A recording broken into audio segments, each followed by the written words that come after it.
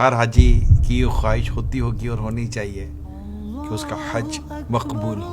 اللہ اکبر، لا الہ الا اللہ۔ حج مبرور کی جو علامات اور اس تعلق سے جو ہدایات اور جو اس تعلق سے جو رہنمائی ملتی ہے، میں چاہ رہا تھا وہ آپ تک پہنچاؤں تاکہ آپ کا یہ حج مقبول، حج مبرور، اور آپ کو خوب اس کی برکتیں بھی نصیب ہوں۔ لبیک اللہم لبیک۔ اللہ پاک کے آخری نبی صلی اللہ تعالی علیہ وآلہ وسلم نے ارشاد فرمایا، حج مقبول کا ثواب جنت سے کم نہیں۔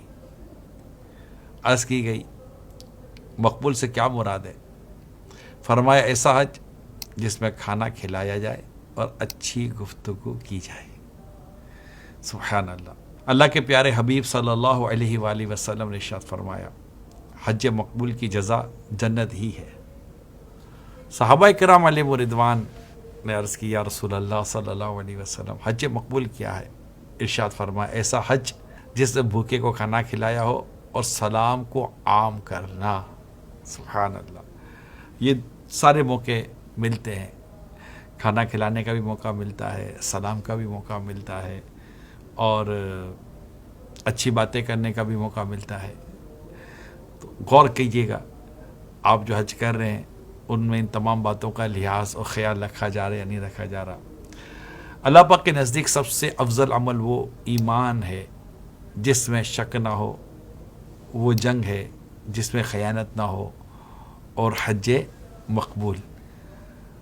تو اللہ کریم آپ کو حج مقبول کی سعادت سے نوازے، خوب کو اس کی برکتیں عطا فرمائے۔ اللہ اکبر، اللہ۔ چند مزید باتیں بیان کرتا ہوں، اللہ نے چاہا تو آپ کو اس کا فائدہ ملے گا انشاءاللہ۔ میں آپ کو حجت الاسلام حضرت سیدنا امام محمد غزالی رحمۃ اللہ تعالی علیہ کی بات بیان کرتا ہوں۔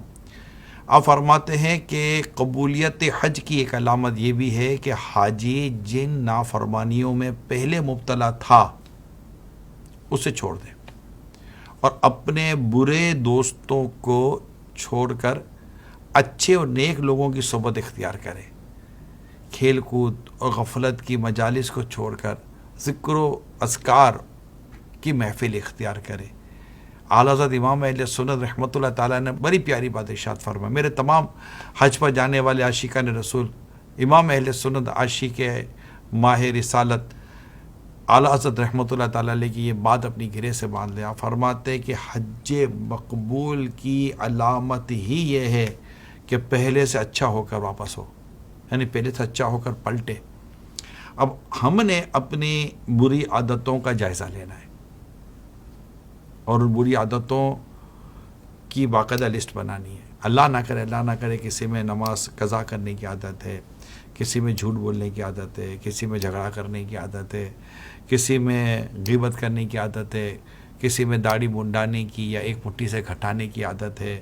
اب حج پر گئے آپ، حج کی سعادت مل رہی ہے، عمرے بھی کر رہے ہیں، انشاءاللہ عرفات کا میدان بھی نصیب ہوگا، مزدلفہ کی بہاریں بھی ملیں گی، مینا کی برکتیں بھی ملیں گی، اور بھی بہت کچھ برکتیں اللہ پاک نے چاہا تو نصیب ہوں گی۔ پہلے سے اچھا ہو کر پلٹے، یعنی ہم جو حج کو گئے تو ہمارے اندر جو بری عادتیں تھیں، گناہوں کی عادتیں تھیں، ان کو چھوڑ کر واپس آنا ہے۔ حضرت علامہ عبد المصطفیٰ اعظمی رحمۃ اللہ تعالیٰ نے فرماتے ہیں، حج مقبول وہ حج ہے جس کے دوران حاجی کوئی گناہ کا کام نہ کرے، نہ ہی ریاکاری اور نہ ہی شہرت کا کوئی شک و شبہ ہو، بلکہ محض اللہ پاک کی رضا کے لیے وہ حج کرے۔ سبحان اللہ، کتنی پیاری بات ہے۔ اللہ کریم ہمیں اخلاص کی نعمت سے مالا مال فرما دے۔ ایک اور مقام پر فرماتے، حج کے لیے روانہ ہوتے وقت رقم یا جو دیگر سامان، زیادہ رابی کہتے ہیں، جو کچھ ساتھ لے چلے مال حلال سے لے، ورنہ حج مقبول ہونے کی امید نہیں، اگرچہ فرض ادا ہو جائے گا۔ اگر اپنے مال میں کچھ شبہ ہو تو چاہیے کہ کسی سے قرض لے کر حج کو جائے اور وہ قرض اپنے مال سے ادا کرے، رقم اور زاد راہ اپنی حاجت سے کچھ زیادہ ہی لے لے تاکہ اپنے ساتھیوں کی مدد کرے اور فقیروں کو صدقہ دیتا چلے کہ یہ حج مقبول کی نشانی ہے. سبحان اللہ. اللہ کریم حج مقبول کی سعادت عطا فرمائے. سبحان اللہ.